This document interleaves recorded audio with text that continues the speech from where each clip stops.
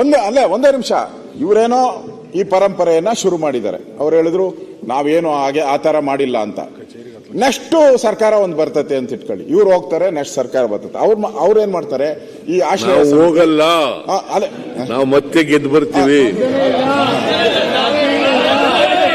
ಆಯ್ತು, ಗೆಲ್ಲಕ್ಕಾಗಲ್ಲ, ಮೊದಲು ನೀವು ಗೆಲ್ಲೋದು ನೋಡ್ಕೊಂಡ್ರಪ್ಪ. ನೀವು ಮೊದಲು ಗೆಲ್ಲೋದು ನೋಡ್ಕೊಳ್ಳಿ. ನಾವು 100% ಮತ್ತೆ ಗೆದ್ದು ಬರ್ತೀವಿ. ಅದ್ರ ಬಗ್ಗೆ ಎರಡನೇ ಮಾತಿಲ್ಲ.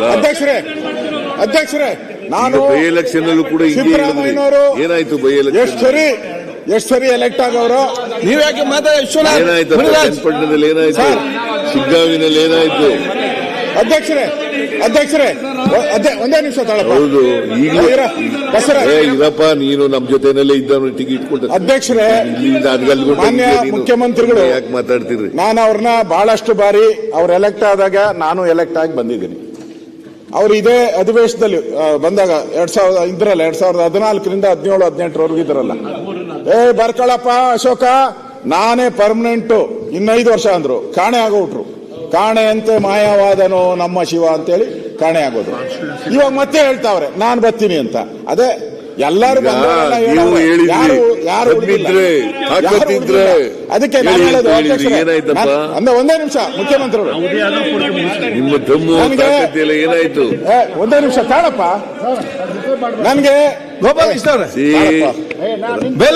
ಒಂದೇ ನಿಮಿಷ ಸರ್, ನಮ್ಗೆ ಅವರು ಇನ್ನ 5 ವರ್ಷ ಪೂರೈಸ್ಲಿ ಅಂತಾನೆ ನಾವು ಬಯಸ್ತೀರಿ. ನವೆಂಬರ್ ನಮ್ಗೆ 5 ವರ್ಷ ಇದ್ರೆ ಅದೇ ಪುಣ್ಯ. ನಾನು ಹೇಳುವಂಥದ್ದು, ನೆಕ್ಸ್ಟ್ ಬಂದಂತ ಸರ್ಕಾರ ನಾನೇ ಇರ್ತೀನಿ. ನೆಕ್ಸ್ಟ್ ಬಂದಂತ ಸರ್ಕಾರ ನೀನು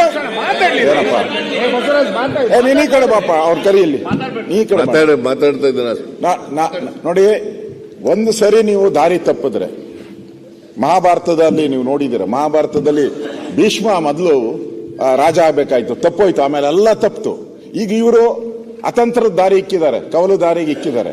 ನಾಳೆ ಇನ್ನೊಂದು ಸರ್ಕಾರ ಬಂದಾಗ ನಿಮ್ಮ ಆಶಯ ಸಮಿತಿ ಇದೆ, ಅಂಬೇಡ್ಕರ್ ಸಮಿತಿ ಇದೆ, ಲ್ಯಾಂಡ್ ಗವರ್ನ್ ಸಮಿತಿ ಇದೆ. ಆ ಸರ್ಕಾರದವ್ರು ಏನ್ ಮಾಡ್ತಾರೆ ಅಂದ್ರೆ, ಇದೆಲ್ಲ ಹೆಂಗ್ ನಡೀತಾ ಇದೆ, ಸರಿಯಾಗಿ ನಡೀತಾ ಇದೆಯಾ ಅಂತ ಅದ್ರ ಮೇಲೆ ಒಂದು ಸಮಿತಿ ಮಾಡಿ ಕೂತಿರ್ಸ್ತಾರೆ. MLA ಕತೆ ಏನು?